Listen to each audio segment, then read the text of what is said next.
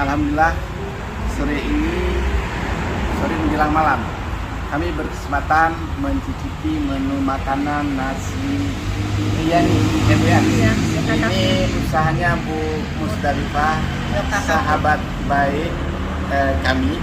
Karena kami sama-sama sebagai guru, saya sebagai dosen, beliau sebagai kepala sekolah. Ya, tapi ini adalah seorang guru yang sangat kreatif. Jarang kita temukan seorang guru tapi merangkap sebagai seorang pelaku bisnis, ya, sebagai owner, ya. Namanya Yoka Cafe. Keunggulan di sini apa menunya?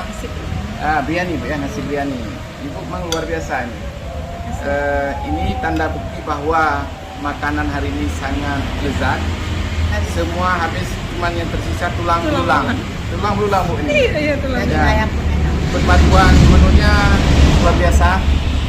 Apalagi sentuhan tangan dengan jari-jari lentiknya menambah cita rasa. Tambah dengan jus apa tadi Bu? Jus jeruk ya, jeruk hangat Ibu ya. Saya bangga kepada Ibu, seorang guru, kita sama-sama sebagai guru, tapi Ibu memiliki talenta bisnis yang luar biasa. Mudah-mudahan Ibu sebagai guru ini juga bisa mewariskan kepada murid-murid kita, karena PD terkenal dengan pengusaha Cina hitam Bu ya. Jadi mudah-mudahan ke depan saya kepingin belajar juga usaha seperti ini. Mudah-mudahan saya bisa tertular seperti Ibu. Amin. Untuk jiwa bisnis yang seperti ini.